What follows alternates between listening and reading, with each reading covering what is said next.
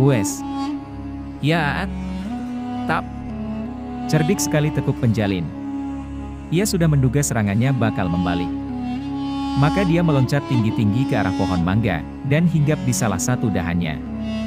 Gafur memandangnya sejenak, kemudian menoleh ke arah penduduk desa yang sedang bertempur melawan kawanan perampok. Ia mengerutkan dahi, buas dan brutal sangat cara para perampok itu bertempur. Beberapa penduduk berhasil dilukainya, bahkan ada 5 orang penduduk yang sudah roboh di atas tanah dengan luka parah terbabat golok. Aku tak bisa membiarkan ini terjadi, gumanya lirih.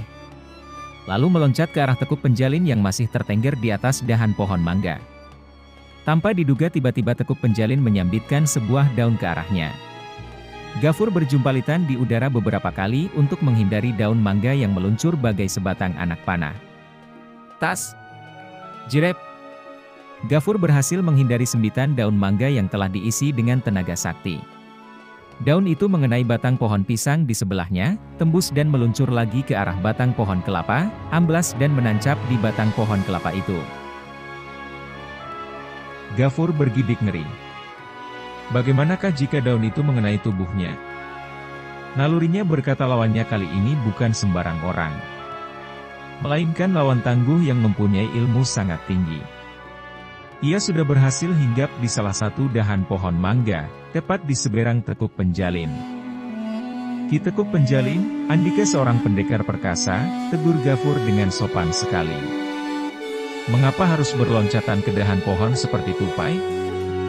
Mari kita tuntaskan pertarungan ini di atas tanah. Kau takut bertempur di atas pohon? Ejek Tekuk Penjalin. Andika salah sangka. Saya hanya tidak mau merusak pohon ini tanpa suatu alasan yang benar. Kasihan penduduk desa yang telah menanamnya dengan susah payah selama puluhan tahun, ujar Gafur dengan suara datar. Tekuk Penjalin melangak. Hanya sebatang pohon mangga, pemuda itu demikian menghargainya. Ia merasa malu karena selama bertahun-tahun membunuh dan memperlakukan manusia bagaikan barang yang tidak berharga. Baiklah, kuturuti apa maumu, kata Tekuk Penjalin sembari melayang turun. Dengan ringan tubuhnya hinggap di atas tanah. Gafur melakukan hal serupa, bahkan gerakannya membuat Tekuk Penjalin tercekat. Cepat bagai kilat namun indah bagaikan sehelai daun kuning jatuh ke tanah. Nah, majulah anak muda, tantang Tekuk Penjalin. Gafur memang bermaksud segera menyudahi pertempuran itu. Ia merasa kasihan pada para penduduk desa, yang terus-menerus berjatuhan karena kalah pengalaman dibanding kawanan perampok, yang asalnya memang dari pasukan tempur kerajaan Majapahit. Tanpa basa-basi lagi Gafur mengerahkan ilmunya. Ilmu silat yang berasal dari perguruan Al-Karomah.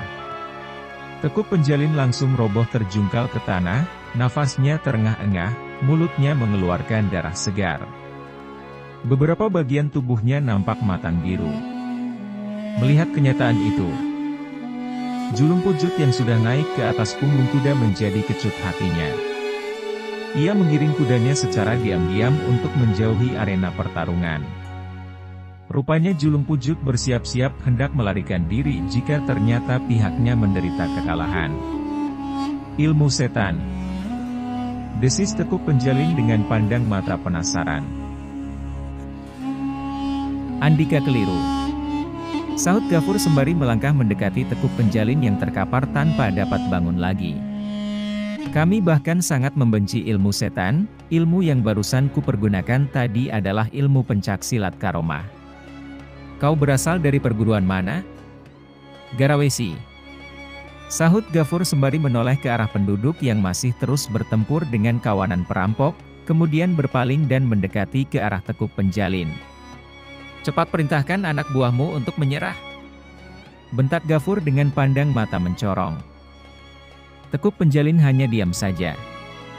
Gafur jadi gelisah, ia melangkah makin dekat. Sepasang kakinya berdiri di sisi tubuh Tekuk Penjalin yang terkapar. Jika kau tak mau perintahkan anak buahmu menyerah, maka sekali kuinjakan kakiku ke dadamu, pasti kau akan mati. Ancamnya tanpa main-main.